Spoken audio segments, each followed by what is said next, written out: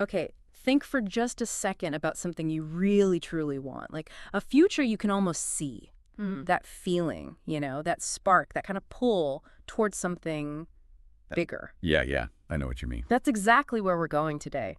We're doing a deep dive into, well, the power of our dreams, our It's ideals. a really fascinating area. Right. Exploring how these things we see inside our heads actually, shape the world around us, how we build our reality. It's quite a thought, isn't it? We tend to look outside ourselves for answers, for why things happen, blame it on circumstances or luck. Exactly. But what if a huge part of it starts right here, inside, with what we aspire to? hmm That's the core question. So we've been looking at these excerpts from Visions and Ideals, and this text, it really digs into this. It does, very directly. Our mission today is basically to understand how these cherished inner visions go from just being thoughts to being real things in our lives. Tangible outcomes. Yeah, and we're not talking about just, wishful thinking. No, definitely not. Yeah. We're looking at the role these visions play, like blueprints maybe. And crucially, the part our own effort plays. That's key. Absolutely. The text is very clear. Forget waiting for luck. That's not how this works, according to these writings. Right. It's quite empowering, actually. It really is. And these ideas, they still feel so relevant, don't they? They touch on something fundamental about us. Our ability to imagine and our drive to, well, make things happen. Okay, so let's start with the big one, this foundational idea, the power of vision. Hmm. The text just comes right out and says it.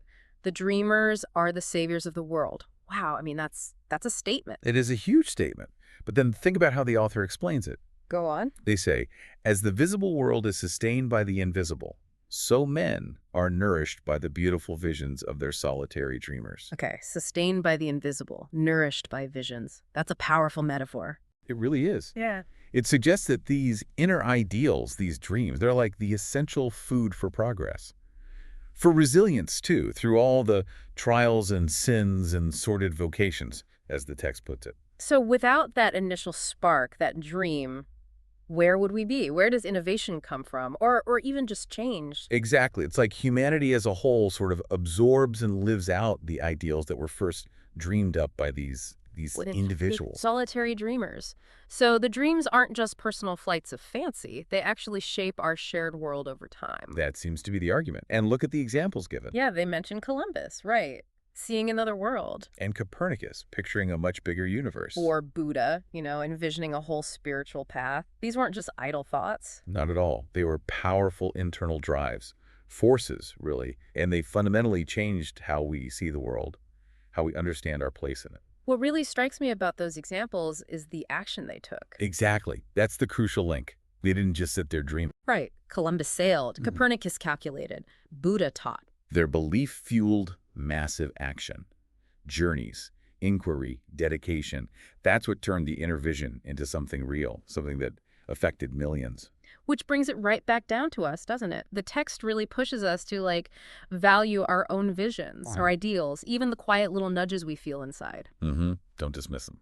Because from this perspective, those little sparks are the very start of all delightful conditions, better environments in our own lives, maybe even impacting others too. They're the seeds. Yeah.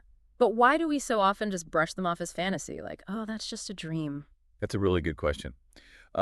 Maybe it's because the gap between where we are now and the dream seems huge, insurmountable sometimes. Yeah, that makes sense. Or maybe we just don't fully grasp how powerful, consistent effort fueled by that vision can actually be. But the text is saying, look, these aren't just fantasies. They're the first essential forms of your future reality. Take them seriously. Okay, so if they're the first forms, how do they start? Well, becoming real. The text talks about desire and aspiration. Right, there's that line. To desire is to obtain, to aspire is to achieve. Which sounds, I don't know, almost too easy. Bit like magic. Huh. Yeah, it could sound that way. But then the author immediately draws a line, doesn't he? Between what? Between what they call baser desires and pure aspirations. Okay. The idea seems to be that, sure, maybe you get some fleeting gratification from those surface-level desires, but it's the deeper aspirations, the ones aligned with something more meaningful, that have the real power for lasting achievement. Ah, okay, so it's about the quality of the longing. Precisely. And then you get that phrase, ask and receive. It suggests there's a kind of responsiveness, that the universe, or reality, however you want to frame it, answers genuine, heartfelt aspiration. What do you make of that?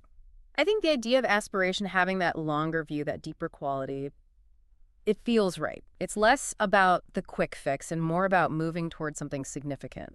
A sustained effort. And then the text ties this directly to becoming a different person. As you dream, so shall you become. That's huge. Our focus actually shapes us. It is huge. The vision is framed as a promise of what you shall one day be, and the ideal.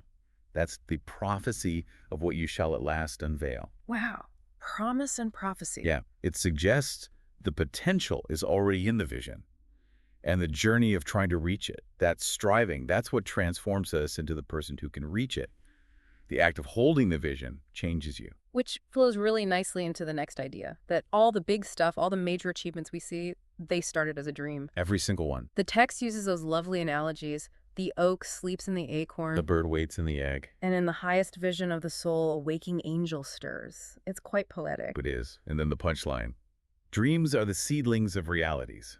Very direct. What do those analogies really tell us, though, about how dreams work? I think they beautifully capture latent potential.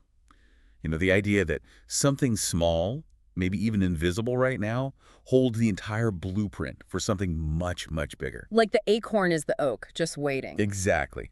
Our dreams contain the essential structure, the framework for what we can achieve. They're just waiting for the right conditions and our effort to grow. Okay, but here's the rub for a lot of people, right? You look around, and your current life, your circumstances, they feel miles away from any grand vision. Totally understandable.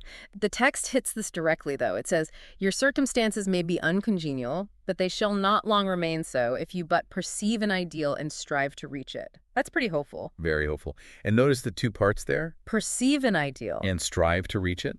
It's not passive. You need the clear vision and the consistent effort. Right. You can't just sit and visualize hoping things change. No. The text reinforces this. You cannot travel within and stand still without. Inner movement demands outer action. They have to align. It's about building momentum both in your head and in your actions. Exactly. And then we get that really detailed story. The young guy, poor, bad job, no education, but he dares to dream bigger. Yeah, of intelligence, refinement, grace, beauty. Things totally absent from his current world. He's basically painting this internal picture of a different life. And that example is so powerful because it shows how that focused inner vision can totally transform things, even when the outside world seems stacked against you. So the dissatisfaction he feels because of his ideal, it actually pushes him. It becomes the engine for change.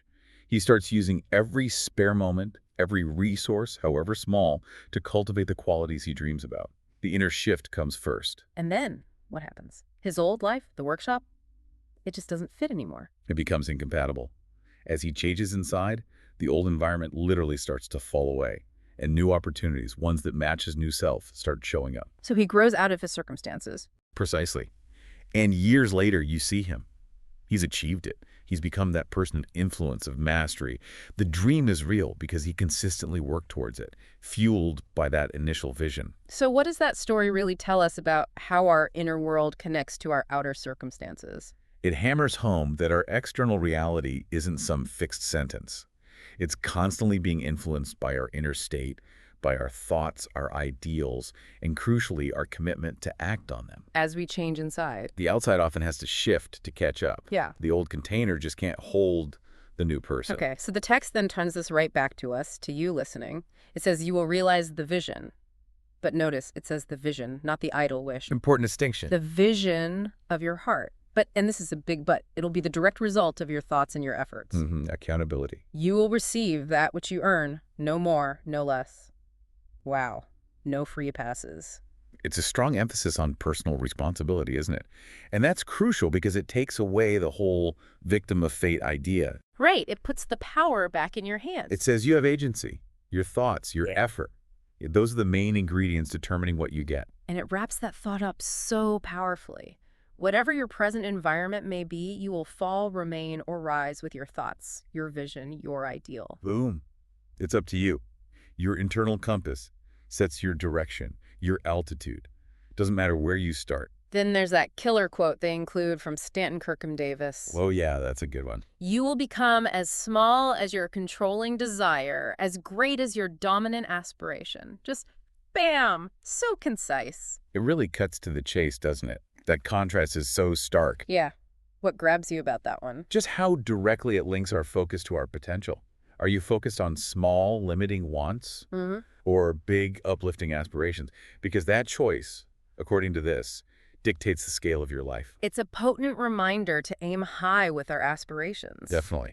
And the examples that follow really drive it home. Right, the accountant who suddenly shares this deep inspiration. Or the shepherd is out in the fields who follows some inner nudge and becomes a master artist. And the laborer who takes on the regeneration of the world. I mean, these aren't small shifts. Not at all. They show that this potential for massive transformation exists in everyone, regardless of their job or background. It's universal. Yeah, it's about tuning into that inner calling and having the courage to follow it, even if it seems completely out of left field. Okay, now let's tackle this luck thing, because the text really goes after the idea of luck, fortune, chance. Oh yeah, it doesn't hold back. It basically says people who chalk success up to luck are only seeing the finish line. They see the result, the money, the status, whatever. But they completely miss the backstory, the trials and failures and struggles. All the hard yards, Yeah. the sacrifices, the undaunted efforts, the faith that went into it. Yeah.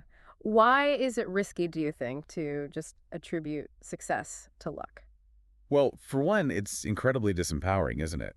If it's all luck, then what control do you have? None, really. You just wait for your number to come up. Exactly. And it also completely devalues the sheer hard work, the grit, the smart choices that nearly always underpin real achievement. Like the text says, they see the light and joy, but miss the darkness and heartaches. They see the destination, not the long and arduous journey. And then the text just lays it out. Chance is not. Full stop. Pretty definitive. Instead, it offers this principle. In all human affairs, there are efforts and there are results. Simple cause and effect. And the strength of the effort is the measure of the result. So more effort, stronger result. Less effort. Well, What happens when you really take that perspective on board? What does it change? I think it fundamentally shifts your sense of agency. You realize you're the one driving. It moves the focus from stuff you can't control, like luck, to things you can. Yeah. Your focus, your drive, your actions. Your effort. Your effort. And the text even redefines things like gifts or powers or possessions. Yeah. As it say, they aren't random. What are they then? They are the fruits of effort. Simple as that. Thoughts completed, objects accomplished, visions realized. It's all earned. It really ties everything together, doesn't it? Started with the power of the dream, and now we see it's not magic. It requires us, our work, our persistence. That's what makes the dream real. Precisely. And the also wraps it all up with that final, powerful statement. The vision that you glorify in your mind, the ideal that you enthrone in your heart, this you will build your life by. This you will become. Build your life by it and become it. That's the essence. That's the essence. So wrapping up this deep dive into visions and ideals, wow, we've really unpacked how our dreams aren't just, fluff. They're like the actual blueprints for our lives. The foundational plans. And we've seen how these visions, these ideals we hold inside when we really believe in them and crucially put in the consistent effort. They have incredible power to change things. Our own lives, maybe even the world around us. And the big takeaway for me is ditching the whole idea of luck being the driver. Absolutely. It's about effort. Dedicated, focused effort, bridging that gap between the inner vision and the outer reality. And maybe the most powerful thing is realizing that you, listening right now, you're the architect. You hold the plans, those dreams, those ideals. They're not just thoughts. They're forces waiting for you to direct them. So here's something to maybe chew on as you go about your day. Think about those visions you have, the ones that really mean something to you deep down. Right, ideals. Yeah. What are those seedlings of reality, as the text calls them, that you're actually nurturing right now? And maybe ask yourself, what's one small thing, one tiny step of effort I can take today to give one of those seedlings a bit more life? Just one small step. Yeah, consider that your next move.